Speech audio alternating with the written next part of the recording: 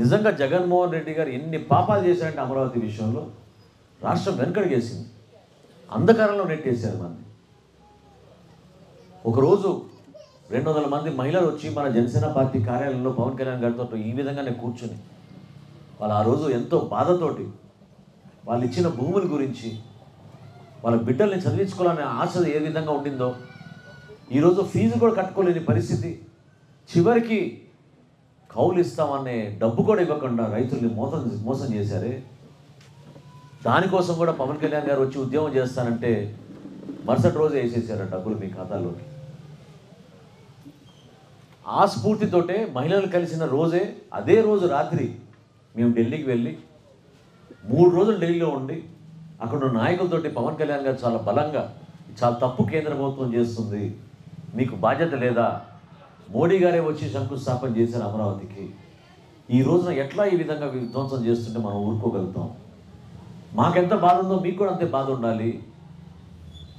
ఎవరో చేసిన ప్రచారం ఒక కులానికే ఉపయోగపడింది, ఒక వర్గానికే ఉపయోగపడింది, కొంతమందికే ఉపయోగపడిందనే ఒక వితంత వాదన తీసుకొచ్చిన దానికి మనం తిప్పికొట్టాలి, బాధ్యత తీసుకోవాలని చెప్పారు.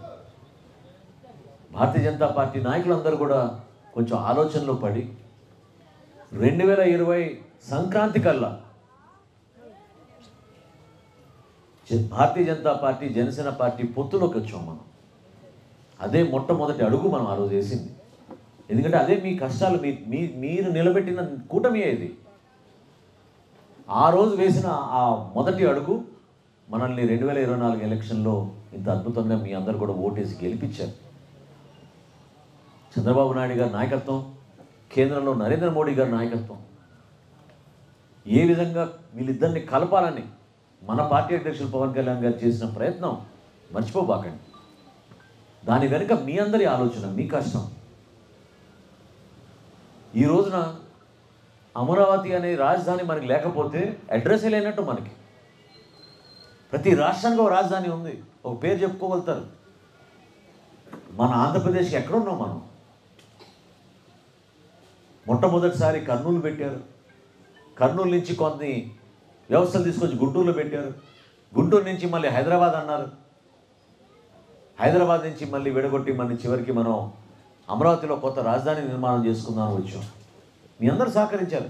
ప్రపంచంలో ఎక్కడా జరగలేదు ఈ విధంగా 33,000 ఎకరాలు ఈ విధంగా భూసేకరణ అనేది అద్భుతమైన కార్యక్రమం. అది కేవలం మీరు నిలబడ్డారు కాబట్టి దయచేసి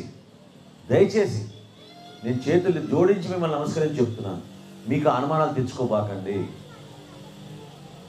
అది సరైన రీతిలో మేము కమ్యూనికేట్ చేయలేకపోయాం. మరొక్కసారి 40,000 ఎకరాలు తీసుకుంటున్నారు, ఈ 33,000 ఎకరాలని మర్చిపోతారు, లేకపోతే అభివృద్ధి జరగదు అనే అపోహ మాత్రం మీరు దయచేసి ఉంచుకోబాకండి. నిన్న రాత్రి ముఖ్యమంత్రి గారి సమక్షంలో జరిగిన సమావేశంలో నేను ఉన్నాను. ముఖ్యమంత్రి గారు స్వయంగా చెప్పారు ఈ మాట. కరెక్ట్గా కన్వే చేయలేదు మీరు. ప్రభుత్వ అధికారులు కానివ్వండి, మేము మంత్రులుగా కానివ్వండి, శాసనసభ్యులుగా కానివ్వండి, ఇటువంటి అపోహలు ఉన్నప్పుడు మేము వచ్చి చెప్పుకోవాలి మీకు వాస్తవాలు ఏంటని. అటువంటి ఆలోచన లేదు. అభివృద్ధిలో భాగంగా ఈ 33,000 ఎకరాలకి ఇవ్వాల్సిన ప్రాధాన్యత 100% ఇస్తాం. దానికోసమే కదా నరేంద్ర మోడీ గారు మనకి 10,000 కోట్లు ఇచ్చారు కేంద్రం నుంచి. అది ఉపయోగించుకునే కదా మనం ఇంకో 20,000 కోట్లు తీసుకొచ్చి 30,000 కోట్ల రూపాయలతోటి ఒకేసారి పనులన్నీ ప్రారంభిస్తున్నాం. ఈ ప్రాంతంలోనే ప్రారంభించబోతున్నాం, ఇంకెక్కడ కాదు. కేవలం మన ఒరిజినల్గా అనుకున్న 29 గ్రామాల్లో సిఆర్డిఏ ప్రాంతంలోనే మనం ఈ 30,000 కోట్లు ఇక్కడ పెట్టబోతున్నాం. ఇక్కడే భవన నిర్మాణాలు జరగబోతున్నాయి, ఇక్కడే రోడ్ల నిర్మాణం జరగబోతుంది. భవిష్యత్తులో ఎయిర్పోర్ట్ కానివ్వండి, ఇంకేమైనా అవసరాలు ఉంటే అప్పుడు దాని గురించి ప్రణాళిక సిద్ధం చేసుకుందాం. అదొక ఆలోచన మాత్రమే. దాని గురించి ఎటువంటి ఆదేశాలు ఇవ్వలేదు, ఎటువంటి నోటిఫికేషన్లు ఇవ్వలేదు. ప్రజల్లోకి ఒక సుదీర్ఘంగా అనుభవం కలిగిన నాయకుడు చంద్రబాబు నాయుడు గారు